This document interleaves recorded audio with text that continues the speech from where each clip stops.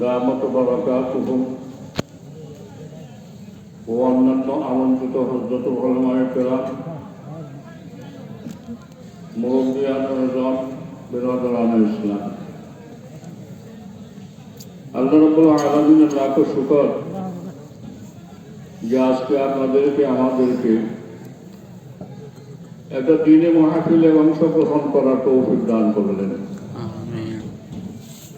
যে মাহফিল সম্বন্ধে হাদিস শরীফে আসছে, মাজলিসু ফাকিহিন খায়রুম মিন ইবাদাতি 60 সানা। একটা দ্বীনি মজলিস 60 বছর ইবাদত বندگی করা চেয়ে উত্তম। বলি সুবহানাল্লাহ। সুবহানাল্লাহ। মুহতারাম হাজিরিন, আমাকে আজকে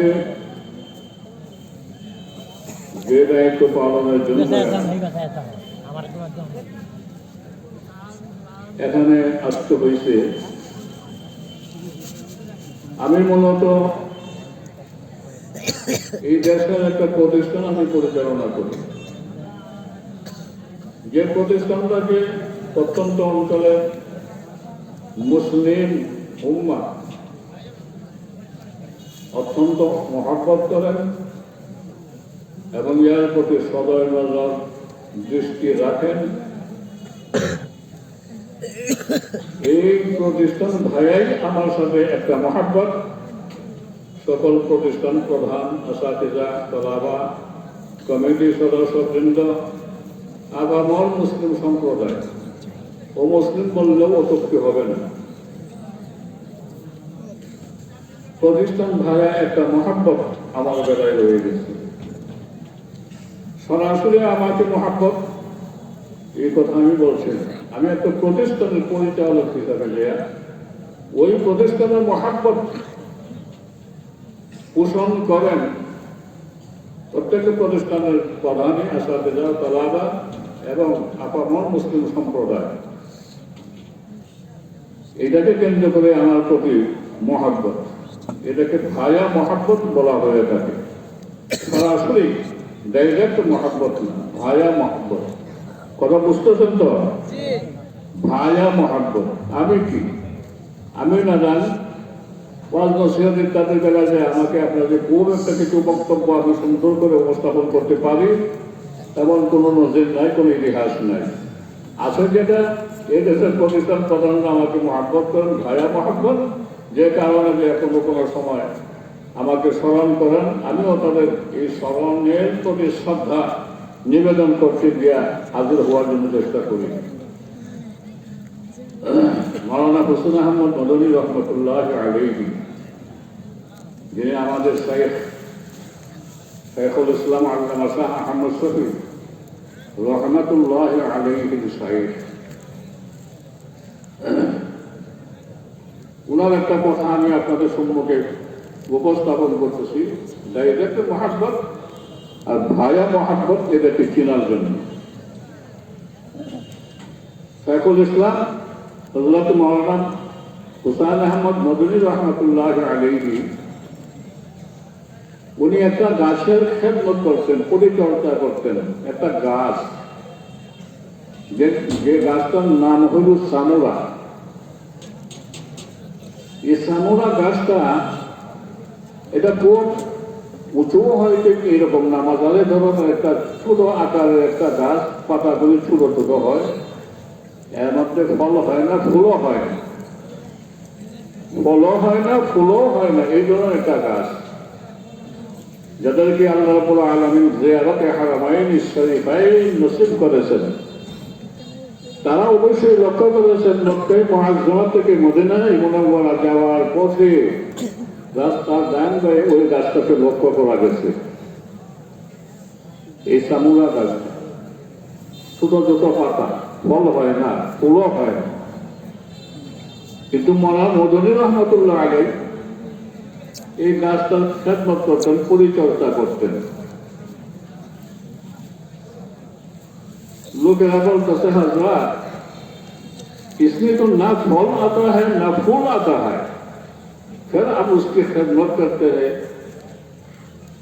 वजह समझ में नहीं आती।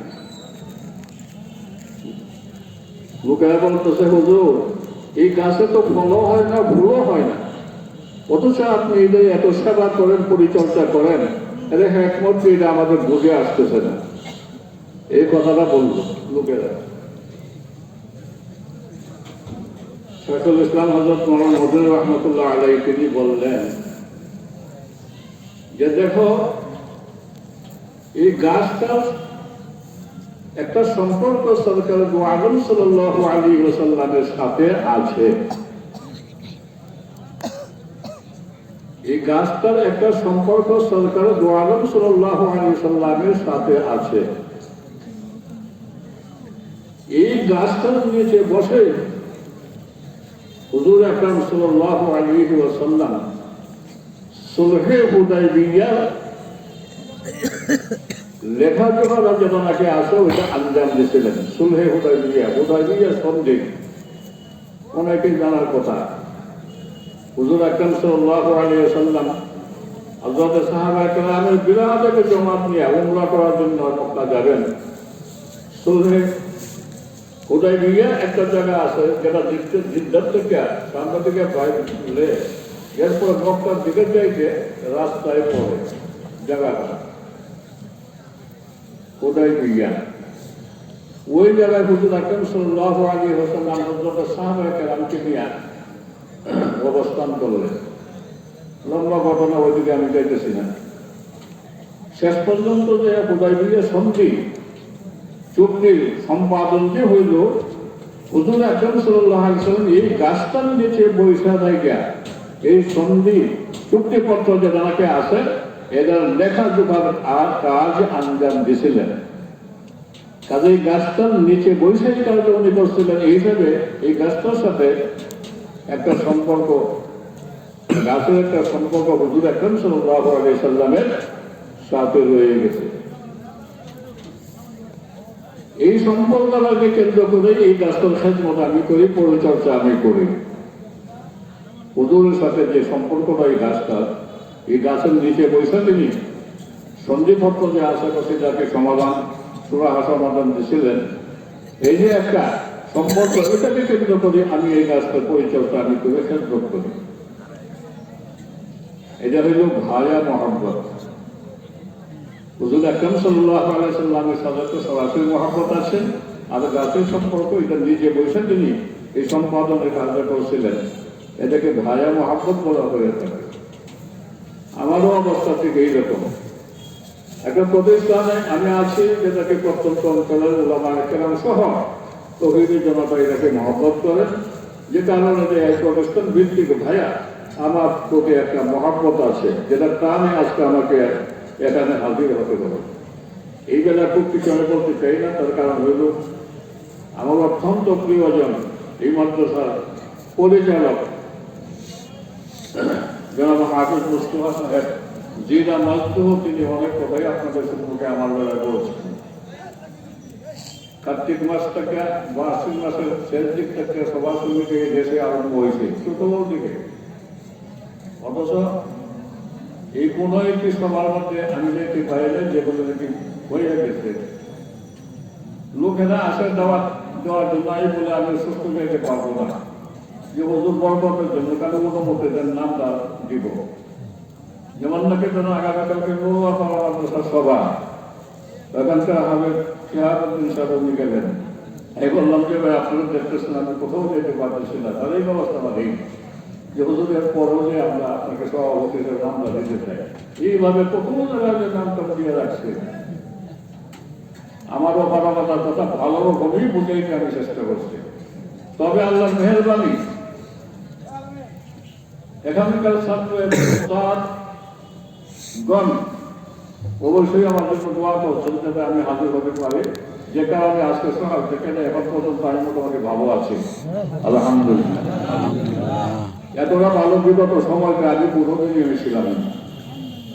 বিগত সময়গুলিতে এতটা ভালো আমি কোনোদিনই ছিলাম না আর কি, কোনো সময় আমি দেখতে পারি না। এমনকি আমার নিজ গ্রাম আপনাদের যে যায় দেখেন বড় বার্তা একটা বাজার আছে, বর্তমানে একটা বাজারও হয়েছে রাস্তায় রোডে, এই বাজারে প্রচুর আসে আমার বাড়ি। এর থেকে একটু পূর্ব থেকে একটা মাদ্রাসা আছে, যে মাদ্রাসা আমার গ্রামের মাদ্রাসা, অথচ সেখানেও আমাকে যাওয়া সম্ভব হয়েছে না। আজকে এখানে উপস্থিত হওয়া যাচ্ছে আল্লাহ মাহবুব বান্দাদের দোয়া, আমার সামেলে হালো হয়েছে, যেটাকে কেন্দ্র করে আমি এখানে হাজির হতে পারছি। এই জন্য আল্লাহ আলমের কাছে আমি লাখ লাখ শুকর আদায় করি যে মহাব্বত রাখেন, অথচ এই মহাব্বতের প্রতি শ্রদ্ধা নিবেদন করার জন্য আজকে আল্লাহ বাবা আমাকে সুযোগ দান করলেন। এরপরে যিনি এতক্ষণ পর্যন্ত অত্যন্ত গুরুত্বপূর্ণ বক্তব্য আপনাদের সম্মুখে পেশ করলেন, আমার জানাতেন অনুপাতে যে বক্তব্য আল্লামা জামালউদ্দিন সাহেব দামাত বারাকাতুহুম তিনি পক্ষ থেকে উপস্থাপিত হয়েছে এই মঞ্চে, এই বক্তব্যের পরে আমার আলোচনা কোনো প্রয়োজন আছে আমি মনে করি না। কোনো দিক নাই যেটাকে নিয়ে তিনি আলাপ আলোচনা করেন নাই। আমাদের শ্রদ্ধেয় ব্যক্তি যিনি নাকি আছেন, ওনার সাথে একটু সাক্ষাতেরও প্রয়োজন মনে একটা আবেগ ছিল। অনেকদিন যাবত দেখা সাক্ষাৎ হয় না, যত পড়া করার মতো সুযোগ আল্লাহ আরো অন্যান্য পদ্ধতি ওলামা কেরাম আমন্ত্রিত তসরিফ আনছেন। এখানে তো আমাদের প্রিয় ভাই উনি এসে গেলেন, এরপর ছিল যে আমার প্রিয় ভাইয়ের সাথে দেখা সাক্ষাৎ হয়ে গেল। আমাদের প্রিয় শাইখুল ইসলাম আল্লামা আহমদ শফি দামাত বারাকাতুহুম রাহমাতুল্লাহি আলাইহি, দামাত বারাকাতুহুম অপার হয়ে গেছে তখন মাঝে মধ্যে আগে পড়ে আর কি, রাহমাতুল্লাহি আলাইহি এই দেশের জন্য কি বেলুস খেদমত যে করে গেছেন, যেটা আমি আমার ভাষায় অবশ্যই তার আংশিকও আমি আপনাদেরকে বুঝাইতে পারবো না। আমার পরবর্তী সময় আমার ভাই যিনি বক্তব্য রাখবেন, আপনারা অবশ্যই ওনার কাছ থেকে অনেক গুরুত্বপূর্ণ কথাবার্তা শুনবেন। আমি দীর্ঘ সময় কথা বলার জন্য বসেই নাই, আসছি, মঞ্চে আসতে হবে, সভাপতির নাম দেওয়া হয়েছে, তাহলে কমপক্ষে হাজির হইলাম। আমি না জানা হাজির হয়েছি এইটা বুঝাইবার জন্যই যে আমি বসছি এবং কয়েকটা কথা আমি আপনাদের মতো পেশ করতেছি। আয়াতে করিমা যেটা আমি তিলাওয়াত করেছি, এই আয়াতে করিমায় যা বলা হয়েছে এইটার জন্য শাইখুল ইসলাম আল্লামা আহমদ শফি নওয়ালাল্লাহু মারকাদা তিনি কি যে নজির মেহনত করে গেছেন, যেটা বলতে গেলে অনেক সময়ের প্রয়োজন। আল্লাহ তাআলা ওনাকে তৌফিক দান করেছিলেন, জ্ঞান দান করেছিলেন, গ্রহণযোগ্যতা দান করেছিলেন, সাহস দান করেছিলেন, সব কিছু করেছেন, যে কারণে দিয়ে আজকে বাংলাদেশে এ কওমি মাদ্রাসাগুলি একটা স্বতন্ত্র বৈশিষ্ট্যের অধিকারী হইয়া এই মাদ্রাসাগুলি দিনের খেদমত আঞ্জাম দিতেছে। সকলে বলি আলহামদুলিল্লাহ। কথাগুলি আপনাদের বুঝে না আসতে পারে, কিন্তু আমরা বলতেছি আল্লামা আহমদ শফি রাহমাতুল্লাহ মারকাদা তিনি বাংলাদেশের জন্য কি যে অনন্য খেদমত করে জানেন, এটা আমরা বুঝতেছি আর কি। আজকে কওমি মাদ্রাসাগুলি, যে কওমি মাদ্রাসা আজকে যে মহাজন জাহান হইতেছে একটা কওমি মাদ্রাসা, আরো কত আমাদের নেত্রকোনা জেলার মধ্যে দুর্গাপুর উপজেলায় কওমি মাদ্রাসা বেশি, কওমি মাদ্রাসা প্রধান, কয়েকটা দাওরা হাদিস মাদ্রাসা আছে এবং অন্যান্য প্রতিষ্ঠান তো আছেই আর কি। অথচ এই শিক্ষাটা যেটাকে আসে, এটাকে কেন্দ্র করে এই দেশের মধ্যে কত ধরনের ষড়যন্ত্রের জাল যে বোনা হয়েছে, যেটা আপনাদের যদি স্মরণ থাকে তাকে আছে, যদি না থাকে তাকে নাই। এই প্রধানত শিক্ষা ব্যবস্থা যেটা নাকি আছে, এটাকে রহিত করার জন্য, এই প্রধানত শিক্ষা ব্যবস্থা যেটা নাকি আছে, যেটা হুজুর আকরাম সাল্লাল্লাহু আলাইহি ওয়াসাল্লামের ওহীপ্রাপ্ত হওয়ার পর থেকে এই ধরনের শিক্ষা ব্যবস্থা প্রধান অধীনে কাজ আরম্ভ হয়ে গেছে। এই ব্যবস্থাটাকে রহিত করার জন্য কত ষড়যন্ত্র হয়েছে, যে মহলের পক্ষ থেকে হয়েছে, যারা জানেন তারা জানেন, যারা জানেন না না জানেন, কিন্তু আমরা রন্ধ্রে রন্ধ্রে উপভোগ করি আর কি। কোন অবস্থা থেকে আল্লাহ তাআলা এই দেশকে কোন অবস্থাতে নিয়ে গেলেন এবং আজকে কওমি মাদ্রাসাগুলি একটা স্বতন্ত্র বৈশিষ্ট্য অধিকারী এবং একটা অধিকার নিয়ে স্বতন্ত্র একটা বোর্ডের মাধ্যমে এই দেশের কওমি মাদ্রাসাগুলি পরিচালিত হওয়ার একটা সুযোগ লাভ করলো। আপনারা সকলকে আলহামদুলিল্লাহ বলবেন না? স্বতন্ত্র বৈশিষ্ট্যের অধিকারী ব্যাপার কর্মতা ছিল কৌমিয়া। আরো কয়েকটা বোর্ড আছে, যে মিয়া নামক যে বোর্ড গঠন করা হয়েছে, যে বোর্ডের অধীনে তারপরে হাদিসের পরীক্ষা দিলে পাশ করে সন্ধ্যা যেন নাকি আসা মসজিদে মাস্টার্সের সমমান হয়ে থাকে। এই যে একটা সুযোগ এই দেশের কওমি প্রতিষ্ঠানগুলি যে লাভ করলো, এর পিছনে যার 99 মেহনত রয়ে গেছে তিনি হইতেছেন আল্লামা শাহ আহমদ শফিউল্লাহ আল্লাহু মারহামা আমাদের সাহেব। এই কথাটাকে আমরা অনেকে স্মরণ করতে চাই না, স্মরণ করি না। কালকার সাথে কাউ বিলাই কি একটা কথা আছে না, কাল কত বলতো যে আজকের দিন যে কৌমি মাদ্রাসা বলে এরকম হবে একটা অধিকার নিয়ে স্বতন্ত্র একটা বৈশিষ্ট্যের অধিকারী হইয়া দাঁড়ায় আছে এবং এই সবগুলি পরিচালিত হইতেছে কে সেই অনন্য মেহনতকারী। ওই বেলায় আমরা আলাপ আলোচনা করিয়া থাকি। এর আগে অনেক মনীষী মেহনত করে গেছেন, আল্লাহ শৈফুল হাদিস আল্লাহ আজিজুল হোসেন মোহাম্মদ আল্লাহ মারফাদা সহ আরো অনেকেই এ কওমি মাদ্রাসার ব্যাপারকে নিয়ে মেহনত করে গেছেন।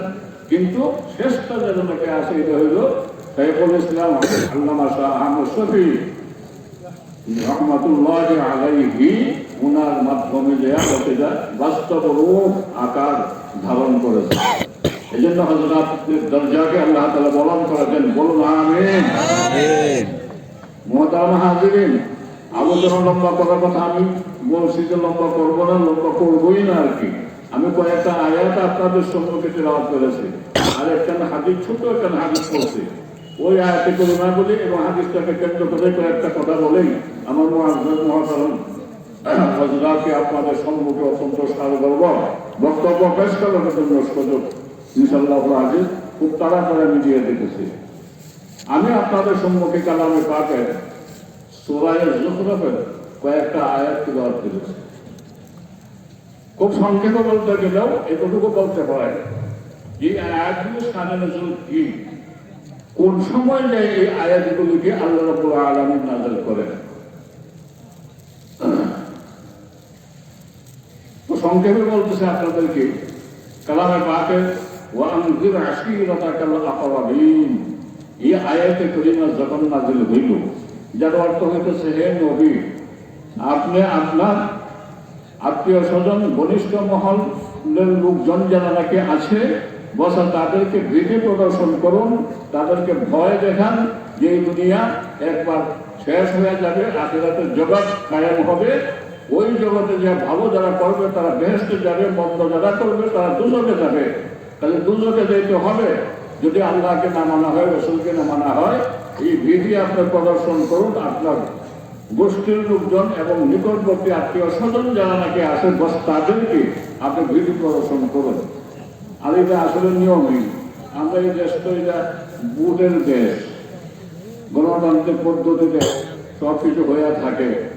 কাজে কোনো লোক যদি ভোটে দাঁড়ায়, যেমন নাকি গতকালকে আমি সভা পড়াইতেছি, বোখারি সভা পড়াইতেছি, এরকম টাইমে দুইজন নৌজওয়ান লোক বারিন্দা যায় দাঁড়াইছে। যারা জানতে পারতে হাঁটতেছেন আপনারা লক্ষ্য করছেন, আমার রুমটা যেন নাকি আমি বসি ডক্টর তোমার সালাহিদ আছে, এই রুমে আমি ক্লাস করি। বারিন্দা দুইজন নৌজওয়ান ছেলে দাঁড়াইছে। আমি হাদিস কেন যেটা আরম্ভ হয়েছে এটা শেষ করে পরে জিজ্ঞাসা করলাম, কি তোমরা কি চাও? যে হুজুর আমরা তো নির্বাচন করবো। আমি তো নির্বাচন করবো, তো নির্বাচন করবো পাওয়া যায়। হুজুর সাহেবলাম আপনার একটু সেলাম করে দেখলাম যে এখন আর বোখারি পড়াইতেছে, আমি এই টাইমে যে তোমার সেলাম লড়ানোর জন্য মতো সুযোগ আমার নাই। সালাম কালামিটা যা আছে পরে তুমি আইসে হবে না। তাহলে আশেপাশের লোকজন যারা নাকি আছেন, নিজের পরিবারের নিজের গ্রামের আশেপাশের লোকগুলোকে আগে বাহিষ্করণ লাগে, অনুপ্রাণিতকরণ লাগে, তাদেরকে আগে পক্ষীয় শক্তি হিসাবে গড়তে হয়, এরপরে তাদেরকে নিয়ে বাহিরে বাহির হওয়া লাগে। আল্লাহ রাব্বুল আলামিন সরকারের আলম সাল্লাল্লাহু আলাইহি ওয়াসাল্লাম কি বললেন, আনজির আশীরাতাকাল আকরাবিন, আপনার নিকটবর্তী আত্মীয় স্বজন আপনজন যারা নাকি আছে তাদের মধ্যে আপনি কাজ করেন, দাওয়াত লাগান, ভীতি প্রদর্শন করেন, তাদেরকে ভয় দেখান। হুজুর সাল্লাল্লাহু আলাইহি ওয়াসাল্লাম কাজ আরম্ভ করলেন এবং এই কাজ আরম্ভ করাতে যে আপনজনদের মধ্যে হযরত হামজা প্রমুখ তারা ইসলামও কবুল করলেন। আলোচনা দীর্ঘ হয়ে যাবে, আমি একলম্ব করতে চাইতেছি।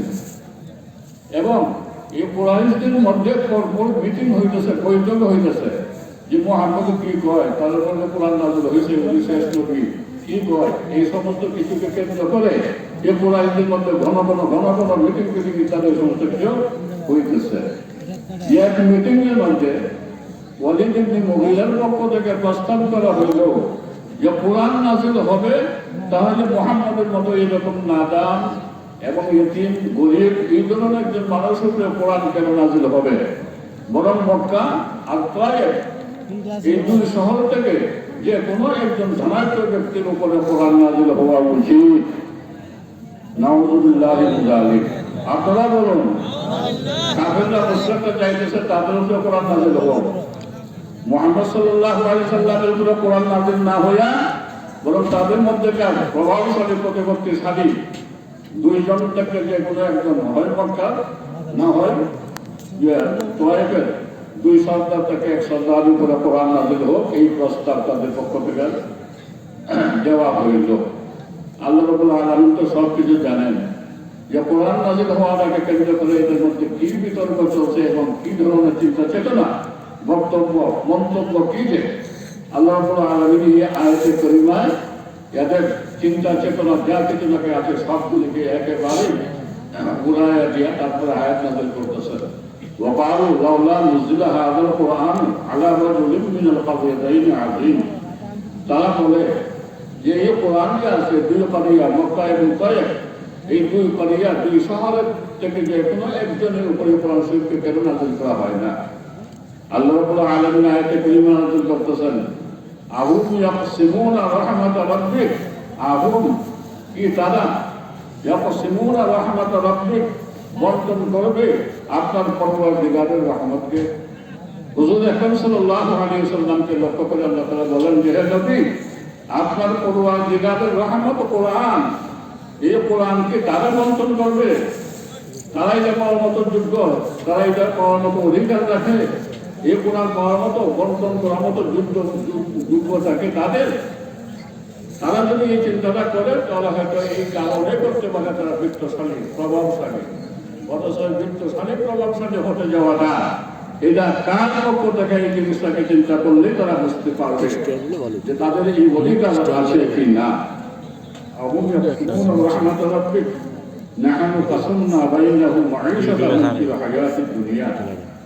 এই দুনিয়ার জীবনে যতটা কিছুর প্রয়োজন করে পরে যাবতীয় কিছু সামগ্রী ব্যবস্থা আছে, এই সব আমার পক্ষ থেকে আমি বন্টন করে তাদেরকে আমি দিছি। আমি আল্লাহ যাকে যেমন যেমন লাগে, কাউকে আমি 5 তলায় থাকার সুযোগ করে দিয়েছি আর কাউকে গাছ তলায় থাকার সুযোগ করে দিয়েছি। আছে না এরকম? কেউ আছে খুব স্বাচ্ছন্দ্যে জীবন যাপন করতেছে, আর কেউ খুব করেছে জীবন যাপন করতেছে। এই যে বেষ্টনটা, এটা কার পক্ষ থেকে? দুনিয়ার কোনো মানুষের বলছে এটা? অবশ্যই না, সেটা আল্লাহর পক্ষ থেকে এই ব্যবধান। এই ব্যবধানটা আল্লাহ তাআলা করেছেন, কাউকে গরিব করেছেন, কাউকে ধনী করেছেন। নাহনু কাসামনা বাইনাহুম মাঈশাতাহুম ফিল হায়াতিদ দুনিয়া ওয়া রাফা'না বা'দাহুম ফাওকা বা'দিন দারাজাত। এবং এই জগতের মানুষের কতকের উপরে মর্যাদার দিক থেকে আমি প্রাধান্য দিয়েছি। যেন তাদের কতকের মহতাজ হয়ে থাকে। ধনী যে নাকি আসে সে মহতাজ গরিবের দিকে।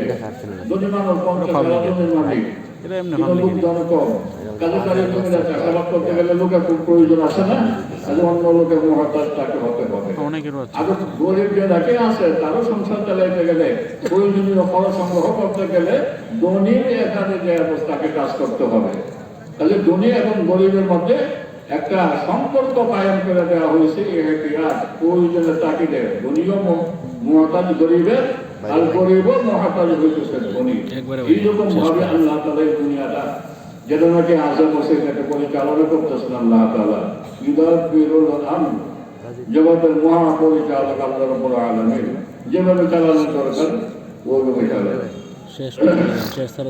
আগে শরীফে আসছে হযরত ওমর ফারুক রাদিয়াল্লাহু তাআলা আনহু একবার একটা ঘটনাকে কেন্দ্র করে হুজুর আকরাম সাল্লাল্লাহু আলাইহি ওয়াসাল্লামের কাছে গেলেন। যখন গেছেন তিনি, তখন হুজুর সাল্লাল্লাহু আলাইহি ওয়াসাল্লাম হযরত আয়েশা হুজরায় শোয়া ছিলেন। হযরত উমর গেলে পরবর্তী সময় হুজুর সুহান থেকে ওইটা বসলেন। হযরত উমর লক্ষ্য করতেছেন যে হুজুরের পিঠে দাগ পড়ে গেছে, হুজুরের পিঠে দাগ পড়ে গেছে, কাটাই আমি কাটাই কোন চাদর সুতোর তোষক তো দূরের কথা, কোন একটা কাপড় চোপড় কোন চাদর সুতোরও বিষয় নাই, খাদি কাটার মধ্যে শুয়ে রয়েছে হুজুর আকরাম সাল্লাল্লাহু আলাইহি ওয়াসাল্লাম। ওইটা বসছেন, পিঠের মধ্যে দাগ লক্ষ্য করলেন হযরত উমরে পাবো। তখন তিনি বললেন যে রোম সম্রাট, পারস্য সম্রাট কত সুখ স্বাচ্ছন্দ্যে তারা জীবন যাপন করতেছে, আর নবীর রহমত তিনি হুজুর আকরাম সাল্লাল্লাহু আলাইহি ওয়াসাল্লামের পক্ষ থেকে হযরত উমরকে লক্ষ্য করে বলা হয়েছে, উলাইকা আল্লাযীনা হুজ্জিলাত লাহুম তাইয়্যিবাতুন ফিল হায়াতিদ দুনিয়া। হে উমর, তুমি যাদেরকে স্মরণ করলা, যাদের দ্বারা তুমি কথা বলতেছ, এরা যারা নাকি আছে এরা দুনিয়াতে যা নাকি পাওয়ার কথা ছিল আল্লাহর ওয়াদা মোতাবেক সেই যাবতীয় কিছু তারা দুনিয়াতে পাওয়া যাইতেছে। উলাইকা আল্লাযীনা হুজ্জিলাত লাহুম তাইয়্যিবাতুন ফিল হায়াতিদ দুনিয়া, এরা দুনিয়াতে যা পাওয়া দরকার তারা পাওয়া যাইতেছে। কোরআন শরীফের আয়াতের মাত্র আলোচনা আসছে, আমি আয়াত তিলাওয়াত করতে যাইতেছি না, সবাই বেঁচে রাখবে।